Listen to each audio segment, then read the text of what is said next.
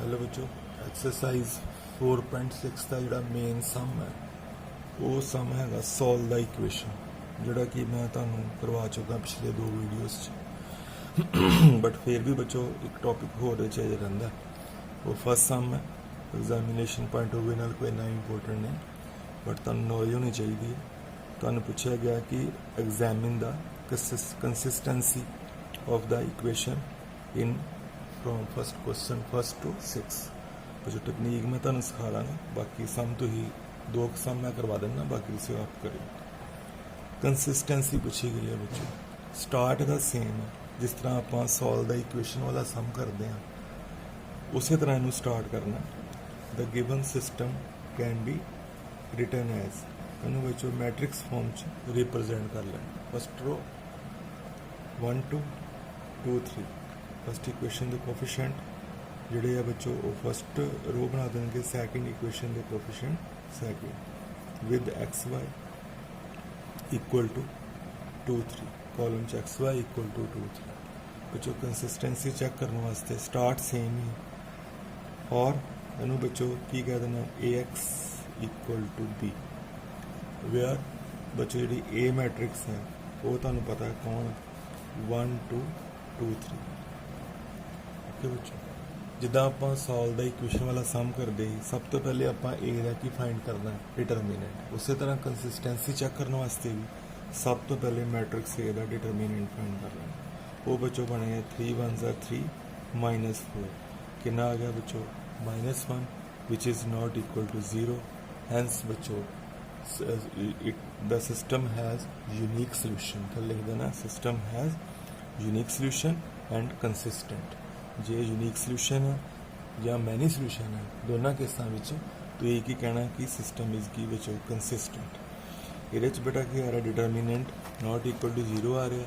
It has unique solution therefore the system is consistent. तुहानू इन्होंने consistency check करने को किया है सामने की कहना है कि ये सिस्टम कंसिस्टेंट है। 4.6 एक्सरसाइज का बच्चों थर्ड सम है। तुसी बच्चों पहले इन्होंने मैट्रिक्स फॉर्म च रिप्रजेंट कर लेना इक्वेशंस में।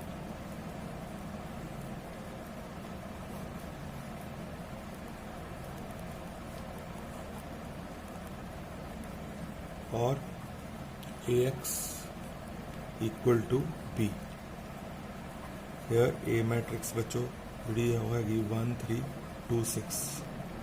ए का की फाइंड कर लेना बच्चों डिटरमिनेंट। सॉल्व द इक्वेशन वाले सम च भी सेम मैथड होंगे। ए का डिटरमिनेंट बनया 6 -6 है बच्चों 0 आ गया। हुण बच्चों तो यूनिक सोल्यूशन जोड़ा वो नहीं कह सकते because A inverse does not exist है बच्चों इक्वल टू 0 आ गया। फिर थले लिख दो A inverse does not exist. But बच्चों आप इक्वेशन सॉल्व नहीं करना, यही दसना कंसिस्टेंट है कि इनकनसिस्टेंट है। कंसिस्टेंट 2 केसा च होंदा जो यूनिक सोल्यूशन होए जां कह लो कि डिटरमिनेंट नॉट इक्वल टू 0 आ जाए। पर इस केस विच डिटरमिनेंट जोड़ा बच्चों 0 आ गया, एक स्टैप फर्दर करना पेगा यह देखने लई यूनिक सोल्यूशन तो नहीं किते मैनी सोल्यूशन तो नहीं है। वो वास्ते बच्चों सानू एडजॉइंट ए की लोड़ पेगी और एडजॉइंट तुहानू पता किद्दां आंदा 4 की कढ़ने पैणगे कोफैक्टर। हेयर बच्चों कैपिटल A1 1 दा cofactor 6 capital A1 2 -2 capital A2 1 -3 capital A2 2 बच्चों बन गया 1। ऐसा साढ़े को 4 आ गए cofactor. Then adjoint of A, adjoint of A बनेगा ट्रांसपोज 6 -2 -3 एंड 1। हाँ जी बच्चों एडजॉइंट ए ट्रांसपोज लैन तो बाद साढ़े को आ गया फर्स्ट रो 6 -2 फर्स्ट कॉलम बन गया, सैकेंड रो -3 1 सैकेंड कॉलम बन गया। नैक्सट बच्चों स्टैप है to check the consistency adjoint A into B करना। एडजॉइंट ए हमने फाइंड किया और बी मैट्रिक्स तुहानू पता है जी राइट हैंड मैट्रिक्स है इक्वेशन जी बनाई 5 8 में। एडजॉइंट ए इंटू बी नू आपस में एडजॉइंट ए बी नू आपस की करना बच्चों multiply. Row by column multiplication है 6 × 5 first row first column 30 -18 first row second column कोई नहीं, सैकेंड रो फस्ट कॉलम ये बच्चों बनया -10 + 8 फाइनल साढ़े को बच्चों आ गया 12 और कितना बच्चों -2 और जो एडजॉइंट ए इंटू बी है it is not equal to 0 matrix hence the system has no solution system has no solution therefore the system is inconsistent the system is की बच्चों inconsistent जे no solution है तो फिर की कहना बच्चों inconsistent मान लो बच्चों ਇੱਥੇ ਸਾਡੇ ਕੋਲ adjoint A into B ਕਰਕੇ ਇੱਥੇ ਵੀ 0 ਆ ਜਾਂਦਾ ਇੱਥੇ ਵੀ 0 ਆ ਜਾਂਦਾ ਫਿਰ equal to ਕੀ ਕਹਿ ਦੇਣਾ ਹੈ 0 matrix in that case the system has many solution therefore the system is consistent मैं बच्चों एस कंसिस्टेंट इनकंसिस्टेंट वाले टॉपिक भी मैं तुहानू बच्चों समरी तैयार कर देना फस्ट ऑफ ऑल बच्चों सारा फोकस रखना मैट्रिक्स ए ते जे मैट्रिक्स ए दा डिटरमिनेंट नॉट इक्वल टू 0 आ जाएगा ओके इन दैट केस आगे कुछ नहीं करना कह देना the system has unique solution therefore consistent मान लो कि determinant of A equal to 0 आ जाएगा नेक्स्ट स्टेज बच्चों की है वो should find adjoint A okay adjoint A आ जाएगा बच्चों मैट्रिक्स आ जाएगी फिर एडजॉइंट ए नू मैट्रिक्स बी नाल की बच्चों करना मल्टीप्लाई जे एडजॉइंट ए इंटू बी भी मान लो 0 के बराबर आ जाए तो फिर कह देना द सिस्टम इज कंसिस्टेंट या मैनी सोल्यूशन ओके फिर किहड़े किहड़े केस विच कंसिस्टेंसी आती है फस्ट केस जो डिटरमिनेंट नॉट इक्वल टू 0 आ जाए उस केस विच कंसिस्टेंट कहना सैकेंड केस जो एडजॉइंट ए इंटू बी का आंसर भी 0 आ जाए उस केस विच भी कंसिस्टेंट कहना और किस केस विच कंसिस्टेंट नहीं कहना जो बच्चों डिटरमिनेंट जड़ा वा इक्वल टू 0 आ जाए लेकिन adjoint A into B not equal to 0 आ जाए in that case the system is inconsistent जो हुणे सम किया आप इस तरह ही होया है डिटरमिनेंट ऑफ ए तो इक्वल टू 0 आ गया है but adjoint A into B 0 नहीं आया in that case the system has no solution या इनकंसिस्टेंट फोर्थ सम है बच्चों ये भी कंसिस्टेंसी पूछी गई है सिस्टम की स्टार्ट बेटा सेम है first equation x + y + z = 1 second equation 2x + 3y + 2z = 2 third equation बच्चों इनवॉल्विंग ए स्मॉल ए आप इतों रिमूव करांगे राइट हैंड साइड पर लै जाएंगे फर्स्ट इक्वेशन ठीक है दूजी ठीक है तीजी बच्चों है ax + ay + 2az = 4 इन्होंने बच्चों आप इदा लिखांगे x + y + 2z = 4/a okay बच्चों यह हूँ 3 इक्वेशन बन गया मैं नंबर पा देना 1 या 2 तो ए नू कॉमन करके आप 4 के थले लगाता number 3 the given system of the equation can be written as matrix shape च कन्वर्ट कर लो पहली मैट्रिक्स के कोएफिशिएंट 1 1 1 दूजी पहली इक्वेशन के कोएफिशिएंट 1 1 1 दूजी इक्वेशन के 2 3 2 और तीसरी के बच्चों 1 1 2 with column x y z equal to 1 2 and 4/a बच्चों to check the consistency you have to discuss the first of all discuss a बच्चों हम कह सकते हैं ax equal to b ax equal to b here a equal to a बच्चों matrix तुहानू पता है बच्चों first stage determinant of A मान लो determinant of A not equal to 0 आ गया उत्थे ही वो कंसिस्टेंट हो गया बिकॉज यूनिक सोल्यूशन हो गया डिटरमिनेंट ऑफ ए मैं फाइंड करांगा by using first row second element a12 negative हो जाएगा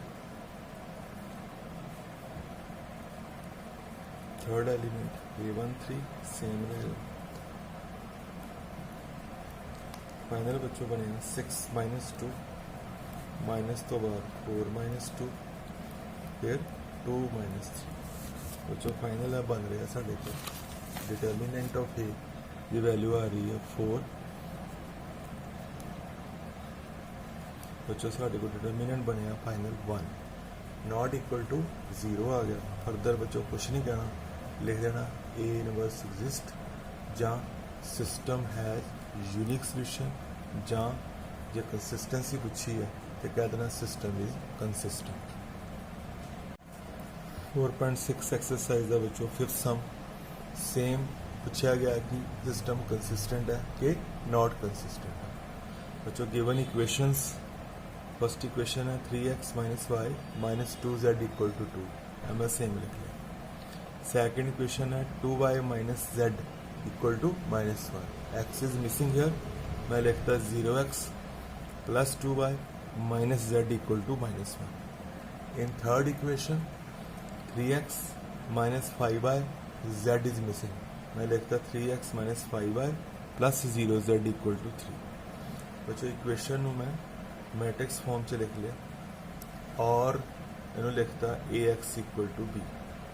बच्चों ए मैट्रिक्स ਤੁਹਾਡੇ सामने है, मैट्रिक्स फॉर्म च ਤੁਹਾਨੂੰ चेंज करना आंदा है, इक्वेशन मैं दस चुका बड़ी बार।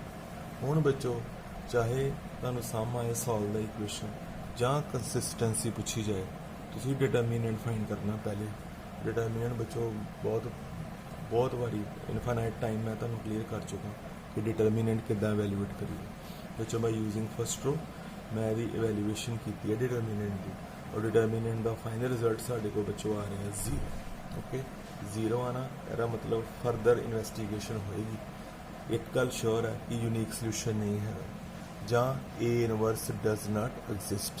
ओके बच्चों, जो डिटरमिनेंट 0 आ जाए दैन बच्चों नैक्सट स्टेज ही एंटर कर देना आई फाइंड जे डिटरमिनेंट नॉट इक्वल टू 0 आ जाए फिर अगे कुछ नहीं करना, कह देना कंसिस्टेंट। बट जे डिटरमिनेंट 0 आ जाए फिर तुम एडजॉइंट ए फाइंड करना, एडजॉइंट ए नूं बी नाल मल्टीप्लाई करना, तो जे वो भी 0 आ जाए एडजॉइंट ए इंटू बी फिर कंसिस्टेंट, तो जे adjoint A into B not equal to 0 आ जाए फिर इनकंसिस्टेंट। एडजॉइंट ए बच्चों मैं फाइंड कर लिया, इसे काम आप करना हो। एडजॉइंट ए ते बी कौन बच्चों, बी तो मैं अगे भी एक्सप्लेन कर चुका बड़ी बारी, जी राइट हैंड मैट्रिक्स है दैट इज बी। जो डिटरमिनेंट जोड़ा बच्चों 0 आ जाए then we have to investigate further, we have to find out adjoint A into B. बच्चों जो मान लो एडजॉइंट ए इंटू बी भी 0 आ जाता है तो फिर यही कह देना कंसिस्टेंट, तो जे adjoint A into B not equal to 0 आएगा तो फिर inconsistent. Adjoint A into B बच्चों मल्टीप्लाई होने लगा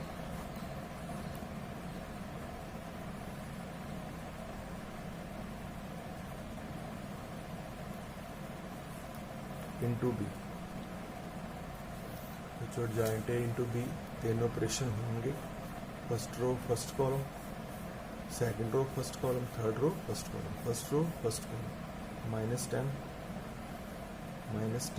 plus 50, first row second column कोई नहीं, second row first column minus 6 minus 3, third row first column minus 12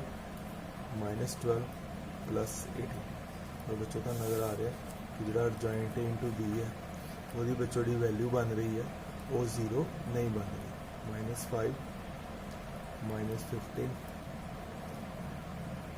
-6, और जो भी बच्चों आया एडजॉइंट ए इंटू बी ये लिख देना is not equal to 0 matrix, therefore the system is inconsistent ਜਾਂ ਜਿਹਨੂੰ बोलते हैं नो सोल्यूशन। बच्चों मैं एक बार फिर तुहानूं रिपीट कर देना, सेम इदा ही तुसीं 6th सम कर लेना, मैं तो एक बार सारा रिपीट कर देना। First of all you have to find out determinant of A. जे बच्चों determinant of A not equal to 0 आ जाए उस केस विच उन्होंने की बोलते हैं यूनीक सोल्यूशन ਜਾਂ कंसिस्टेंट। ओके बच्चों, जे मान लो determinant of A equal to 0 आ जाए then you have to find out adjoint A into B.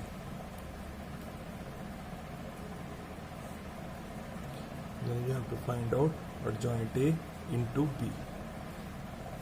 एक केड़ा केस है बच्चों जो determinant of A equal to 0 आ जाए, तो जे एडजॉइंट A इंटू बी भी इक्वल टू की आ जाए बच्चों 0 दैन की कह देना कंसिस्टेंट,